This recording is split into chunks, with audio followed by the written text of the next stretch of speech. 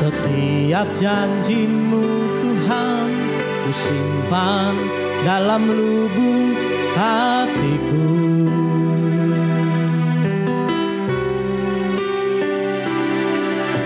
Lewati setiap masalah, tiap tetes air mata dalam hidupku.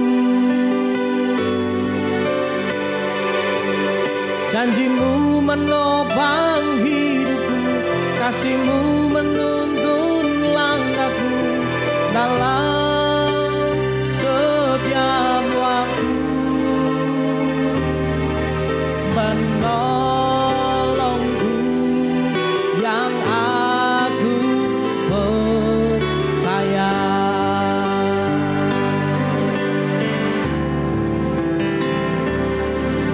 Setiap janjimu Tuhan ku simpan dalam lubuk hatiku.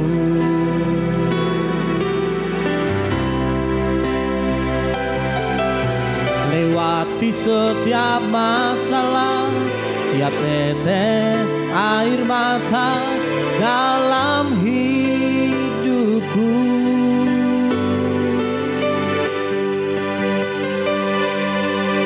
Janjimu menopang hidupku, kasihmu menuntun langkahku dalam setiap waktu.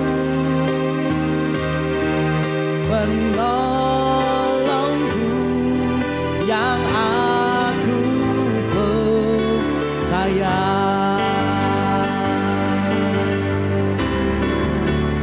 Terima kasih buat kasih setiamu, penyertaanmu sempurna, janjimu tak pernah terlambat menolongku.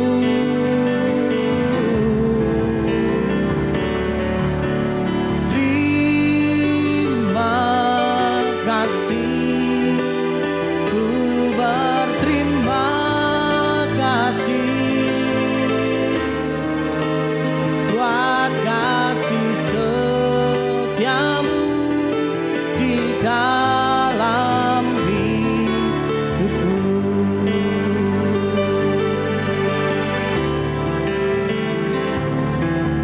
Setiap janjimu Tuhan ku simpan dalam lubuk hatiku.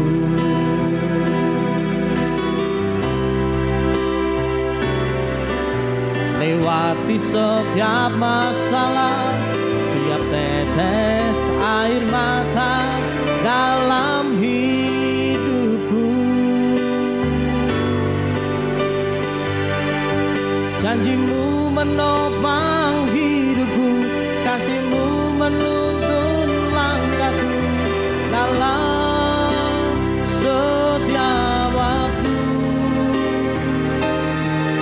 Penolongku yang aku percaya.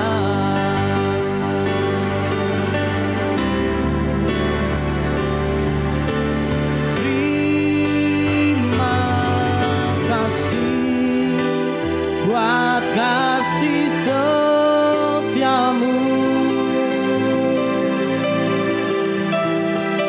penyertaanmu sempurna, janjimu tak pernah terlambat menolongku.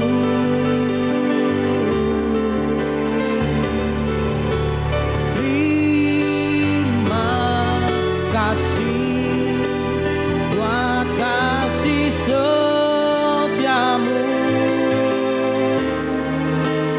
buat kasih setiamu di dalam hidupku. Terima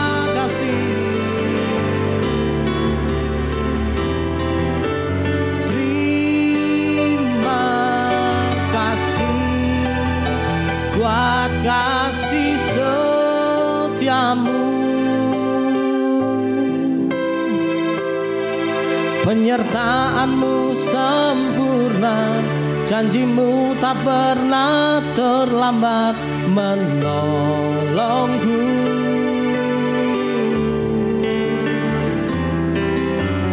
Terima kasih, ku berterima kasih buat kasih setiamu di dalam hidupku, buat kasih-Mu,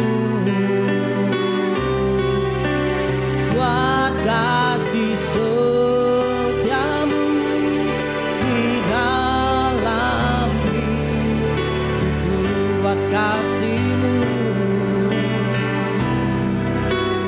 buat kasih setiamu di dalam hidupku. Kami sembah nama-Mu, kami berterima kasih Tuhan.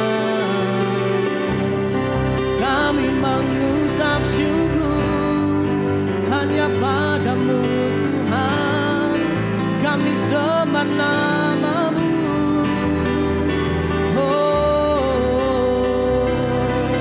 terima kasih Tuhan buat segala kebaikan-Mu, buat segala penyertaan-Mu, buat kasih setia-Mu Tuhan. Oh, kami sembah nama-Mu.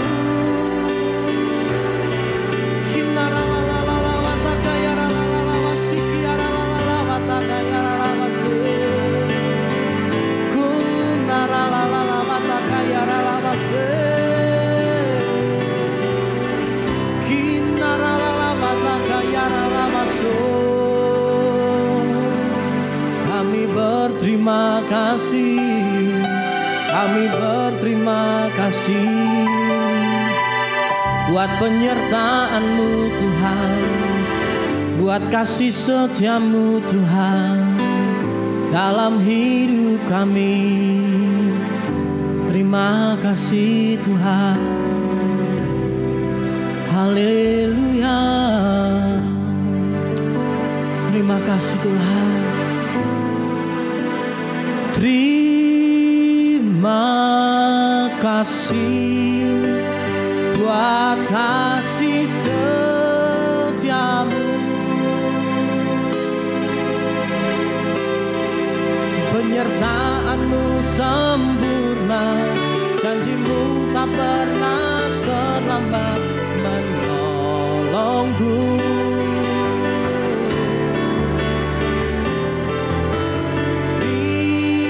Terima kasih, ku berterima kasih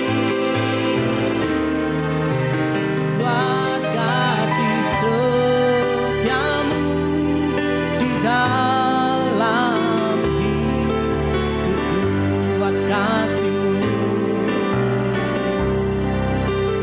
buat kasih setiamu di dalam hidupku,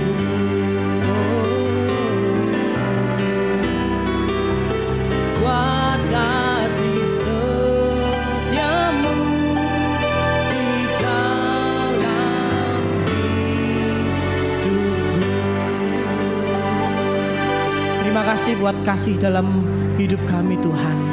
Kami rasakan akan kebaikan-Mu, kami rasakan akan penyertaan-Mu.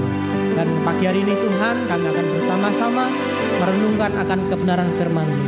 Buka setiap hati kami, bajak setiap tanah hati kami Tuhan, untuk kami menjadi pendengar dan pelaku firman-Mu. Dalam nama Yesus, haleluya, amin. Shalom Bapak Ibu yang dikasihi Tuhan, selamat pagi, selamat berjumpa di dalam renungan doa pagi online CKI Pondok Daud. Sesuai dengan subtema gereja pada bulan ini adalah kasih karunia untuk menerima janji Tuhan. Biarlah subtema ini menjadi kekuatan bagi kita semua di dalam memasuki tahun 2023, karena banyak orang yang memprediksi bahwa tahun 2023 akan terjadi resesi ekonomi. Dan kita tahu ketika resesi ekonomi itu terjadi, maka kita akan mengalami kesulitan ekonomi, akan banyak pengangguran, dan bisa berimbas kepada kehidupan sosial, kejahatan meningkat dan sebagainya. Tetapi kita sebagai anak-anak Tuhan, kita tidak perlu takut di dalam menghadapi itu semua, karena janji Tuhan ya dan amin. Di dalam Filipi 4 ayat 19 dikatakan, Allahku akan memenuhi segala keperluanmu menurut kekayaan dan kemuliaannya dalam Kristus Yesus. Artinya bahwa Tuhan akan memenuhi segala keperluan kita. Dan di dalam Matius 6 ayat 33 dikatakan, tetapi carilah dahulu kerajaan Allah dan kebenarannya, maka semuanya itu akan ditambahkan kepadamu. Artinya ketika kita mencari kerajaan Allah dan kebenarannya, maka Tuhan berjanji, maka segala kebutuhan kita akan dipenuhi oleh Tuhan. Oleh karena itu Bapak Ibu yang dikasihi Tuhan, di tengah-tengah kesulitan apapun, Tuhan tetap menyertai kita. Dan ketika kita berjalan bersama Tuhan, keajaiban itu pasti akan terjadi. Kita ingat peristiwa pesta kawin di Kana. Mereka kehabisan anggur, tetapi ada Tuhan Yesus di sana dan Tuhan sanggup menolong mereka mengubah air menjadi anggur. Demikian juga dengan janda Sarfat, ketika mengalami masa kekeringan dan persediaannya tinggal segenggam tepung dan sedikit minyak dalam buli-buli, dan itu menjadi makanan terakhir daripada janda ini beserta anaknya. Tetapi keajaiban pun bisa terjadi ketika Nabi Elia datang menghampiri dan meminta untuk membuatkan roti itu terlebih dahulu buat Nabi Elia, dan janda Sarfat ini mau melakukannya. Dia mau mendengar dan melakukan apa yang dikatakan Tuhan melalui Nabi Elia. Disitulah mujizat itu terjadi. Tepung dan minyak itu tidak pernah habis sampai masa kekeringan berakhir. Jadi kesimpulannya bahwa ketika kita berjalan bersama Tuhan, kita tidak perlu takut dalam menghadapi apapun. Karena Tuhan sanggup menolong kita. Tuhan sanggup membuat mujizat di dalam kehidupan kita. Janji Tuhan itu berbeda dengan kasih Tuhan. Jika kasih Tuhan diberikan dengan cuma-cuma dan tanpa syarat, dan diberikan kepada siapapun, sekalipun kita tidak mengasihi Tuhan, Tuhan tetap mengasihi kita. Tetapi janji Tuhan harus memenuhi syarat yang Tuhan tetapkan di dalam kehidupan kita. Seperti di Ulangan 28 ayat 1 dan 2 dikatakan, jikalau engkau baik-baik mendengarkan suara Tuhan Allahmu dan melakukan dengan setia segala perintahnya yang kusampaikan kepadamu pada hari ini, maka Tuhan Allahmu akan mengangkat engkau di atas segala bangsa di bumi. Segala berkat ini akan datang kepadamu dan menjadi bagianmu jika engkau mendengarkan suara Tuhan Allahmu. Artinya berkat itu akan datang kepada kita jika kita baik-baik mendengarkan suara Tuhan dan dengan setia melakukannya. Ini yang Tuhan minta. Jadi dari ayat ini kita bisa mengambil satu kesimpulan. Jika kita ingin diberkati Tuhan, kita harus mendengar baik-baik firman Tuhan. Kita harus mendengar baik-baik suara Tuhan. Dan kemudian kita juga tidak hanya sekedar mendengar, tetapi kita juga harus melakukannya. Dan di dalam Ulangan 28 ayat 15 dikatakan, tetapi jika engkau tidak mendengarkan suara Tuhan Allahmu dan tidak melakukan dengan setia segala perintah dan ketetapannya yang kusampaikan kepadamu pada hari ini, maka segala kutuk ini akan datang kepadamu dan mencapai engkau. Jadi Tuhan sudah mengingatkan kepada kita, jika kita tidak mau mendengar suara Tuhan dan melakukannya, tetapi kita bergerak menurut kata hati kita sendiri, kita bergerak menyimpang dari kebenaran firman Tuhan, maka Tuhan ingatkan kutuk itu akan mendatangi engkau. Di ayat 16 dikatakan, terkutuklah engkau di kota dan terkutuklah engkau di ladang. Artinya dimanapun kita berada, kutuk itu akan mendatangi kita. Bahkan di ayat 17 dikatakan, terkutuklah bakulmu dan tempat adonanmu. Ini menggambarkan kehidupan yang sangat sulit, sampai untuk makan saja menjadi tempat yang terkutuk. Mungkin Bapak Ibu bertanya, bukankah Tuhan sudah menebus kita dari kutuk saat dia mati di atas kayu salib 2000 tahun yang lalu? Memang benar saudara, bahwa Yesus sudah mati di atas kayu salib 2000 tahun yang lalu saat dia memberikan pengampunan dosa, dan saat itu kutuk dihapuskan. Karena ketika dosa diampuni maka kutuk itu dihapuskan. Tetapi ini pengertian secara umum. Tetapi secara spesifik kita harus benar-benar menerima pembebasan kutuk itu. Kita harus benar-benar menerima pelepasan dari kutuk itu. Bagaimana caranya Bapak Ibu? Seperti kalau Bapak Ibu sedang sakit, datang kepada dokter, kemudian Bapak Ibu berpikir bahwa dokter itu bisa membantu Bapak Ibu menyembuhkan sakit penyakit yang Bapak Ibu derita. Tetapi Bapak Ibu ketika datang ke ruang praktek dokter itu tidak hanya sekedar datang, tetapi harus bertemu dengan dokter itu supaya bisa didiagnosa, dianalisa sakit Bapak Ibu sakit apa, kemudian diberi obat apa, dan disarankan untuk makan makanan apa yang bisa membantu kesembuhan, dan melarang makanan-makanan yang membuat penyakit kita menjadi lebih parah. Oleh karena itu Bapak Ibu, demikian juga dengan pembebasan kutuk dalam hidup kita. Kita tidak bisa hanya sekedar datang kepada Tuhan, tetapi kita harus mengalami perjumpaan dengan Yesus. Kita harus menerima arahannya. Kita harus mengerti kehendak daripada Tuhan, apa yang boleh kita lakukan dan apa yang tidak boleh kita lakukan. Dengan demikian kita bisa benar-benar bebas dari kutuk itu. Karena di Ulangan 8 ayat 32 dikatakan, dan kamu akan mengetahui kebenaran dan kebenaran itu akan memerdekakan kamu. Artinya dalam Yesus kita akan mengenal kebenaran, dan kebenaran itu yang akan memerdekakan kita. Sebab jika kita tidak tahu kebenaran, misalnya Bapak Ibu, kita tidak tahu bahwa kita harus mengasihi sesama kita seperti diri kita sendiri. Kita harus mengasihi musuh kita. Kita tidak boleh menyimpan kepahitan. Ketika kita tidak mengetahui hal itu, maka kita tetap akan melakukannya. Dan di area itu, Bapak Ibu sudah membuka celah kepada iblis untuk masuk dalam hidup kita, karena kita tidak melakukan kebenaran firman Tuhan. Tetapi berbeda kalau Bapak Ibu tahu bahwa firman Tuhan mengatakan bahwa kita harus mengasihi musuh kita, dan kita mau melakukannya, maka saat itu kita terbebas dari kutuk. Kita terbebas dari celah-celah di mana iblis bisa masuk dalam hidup kita, dan Yesus benar-benar memerdekakan kita dari kutuk itu. Memang Bapak Ibu yang dikasihi Tuhan, ketika kita bertobat, Tuhan mengampuni kita, tetapi tuaian itu tetap ada. Kalau kita terima Yesus, bukan berarti bahwa hutang-hutang kita langsung bisa lunas.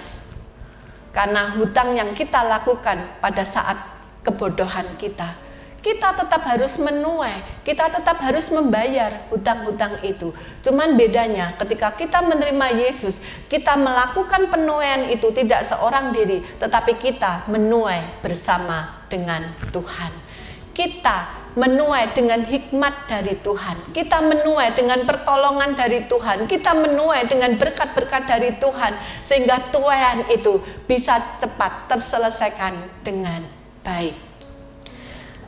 Bapak Ibu yang dikasihi Tuhan, terlebih kita sudah diberi kuasa oleh Tuhan untuk memakai nama Yesus dan mengalahkan iblis di dalam kehidupan kita.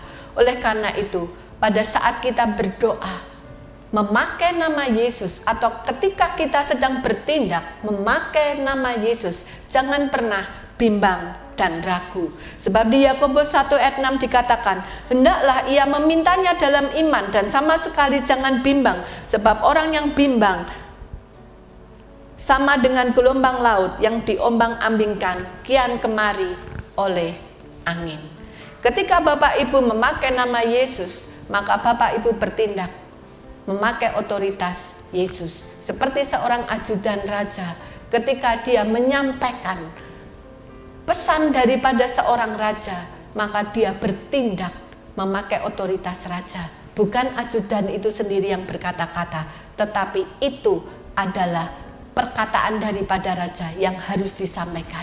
Demikian juga dengan kita Bapak Ibu, ketika kita memakai nama Yesus, kita mendapat otoritas daripadanya untuk kita boleh melakukan kehendak Tuhan, untuk kita boleh meminta kepada Tuhan apa yang menjadi permintaan kita.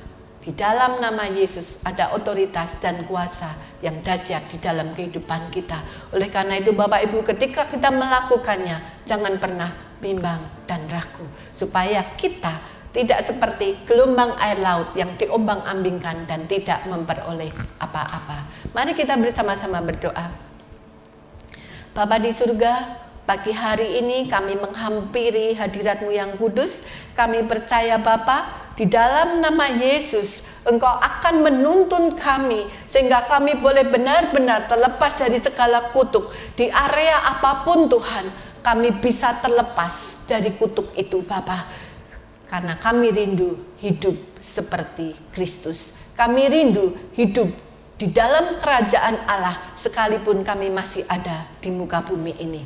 Terlebih Bapa, kami mengucap syukur kepadamu karena Engkau sudah memberikan kuasa kepada kami. Engkau sudah memberikan otoritas kepada kami untuk memakai nama Yesus. Berikan kekuatan kepada kami ketika kami harus bertindak di dalam iman, di dalam nama Yesus Kristus. Kami terlepas dari kebimbangan dan keraguan, karena janji-Mu ya dan amin. Karena Engkau adalah Allah yang setia dan adil. Karena itu kami tidak perlu takut akan janji-janji-Mu. Izinkan setiap kami dengan kekuatan yang datang daripada-Mu, kami boleh menyambut tahun 2023 dengan sukacita yang datang daripada-Mu. Apapun yang terjadi Tuhan, izinkan kami berdiri di atas kebenaran firman-Mu. Izinkan kami melakukan segala sesuatu bersama-Mu. Terima kasih Bapa, berkati setiap kami. Di dalam nama Tuhan Yesus kami berdoa dan mengucap syukur. Haleluya. Amin.